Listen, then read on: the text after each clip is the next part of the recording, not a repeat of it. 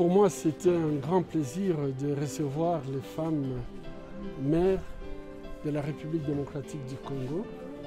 Et je pense que cette expérience où les femmes viennent ensemble pour discuter de leurs problèmes, le plus grand message que moi j'avais à donner, c'est que comme elles sont à la base, elles peuvent mobiliser pour que les femmes puissent jouir de leurs droits constitutionnels.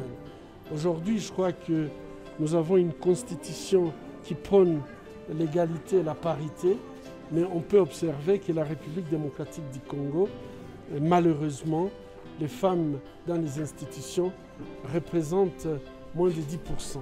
Et ça, ce n'est pas acceptable à partir du moment où nous avons une constitution qui garantit aux femmes d'avoir les mêmes droits que les hommes. J'ai toujours accompagné les femmes et je pense que, par exemple, aujourd'hui, pour moi, c'était un plaisir de rencontrer des mères. Et là, on rencontra, par exemple, la mère de Kisangani. Nous avons pu quand même discuter avec elle la possibilité d'avoir un one-stop center, donc une clinique qui peut faire la prise en charge holistique à Kisangani. Et j'espère que ces projets et que j'avais toujours rêvé, le fait de la rencontrer, peut-être ça pourra donner un coup de pouce à ces projets. Bon, je crois que nous ne pouvons pas continuer à rêver, penser qu'il y a quelqu'un qui viendra rétablir la paix en République démocratique du Congo. On ne peut pas continuer à rêver et penser qu'il y a quelqu'un qui viendra faire la justice en République démocratique du Congo à notre place. Moi, je pense qu'aujourd'hui, si nous nous mobilisons, si les maires qui étaient ici aujourd'hui peuvent mobiliser leurs bases pour que les bases comprennent que en fait, il n'y a pas de développement sans paix et il n'y a pas de paix sans justice. Pour que nous puissions nous mobiliser tous, exiger de nos dirigeants, exiger de la communauté internationale, puisque les crimes qui ont été commis au Congo, ce sont des crimes contre l'humanité. Et lorsque on commet des crimes contre l'humanité, ce n'est pas seulement contre le peuple congolais qu'on a commis des crimes, on a commis des crimes que l'humanité ne peut plus accepter.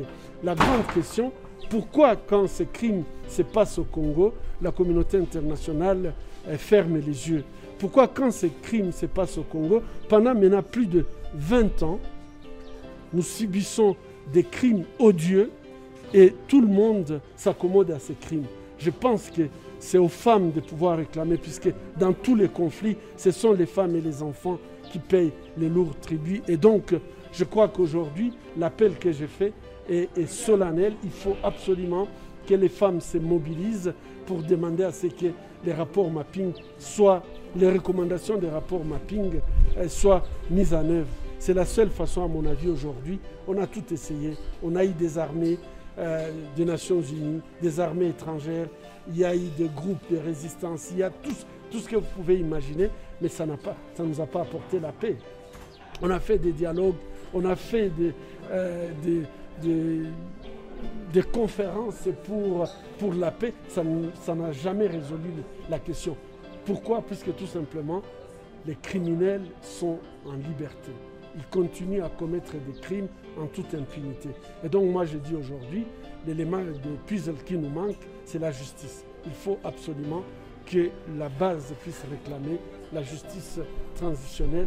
Et aujourd'hui, le rapport mapping, c'est un outil. Il faut absolument se référer à cet outil pour faire des enquêtes qui peuvent nous amener à la paix dans cette région. Vous savez, ça c'est un phénomène qui vient tout simplement compléter ce que nous avons toujours dénoncé, l'impunité. Comment vous pouvez imaginer que des gens ils peuvent tout simplement accuser sans aucune preuve une femme, et souvent ces femmes sont immolées, vives. Et moi je pense que ce comportement, c'est un comportement qui vient du fait que les gens, ils ne sentent pas la présence de l'État. Et donc, la justice populaire, on ne peut pas l'accepter. Moi, je ne crois pas à la sorcellerie, encore une raison supplémentaire, mais si quelqu'un reproche à une autre personne quelque chose, je crois que la meilleure façon, c'est quand même traduire cette personne en justice. Mais les gens, ils se rendent justice peut-être puisqu'ils se rendent compte qu'il n'y a pas de juridictions qui peuvent répondre à leurs demandes. Et aujourd'hui, je crois que vraiment nous devons tous lutter contre cette justice populaire. J'ai vu ici à l'hôpital des cadavres et des femmes qu'on nous apporte brûlées vives. J'ai vu des femmes qui ont laissé des orphelins. Et les gens ne se posent pas la question, quand ils commettent des actes comme ça, combien de personnes vivent aux dépens de cette personne qui tue ou qui brûle vive. Je pense que nous devons tous lutter contre la justice populaire.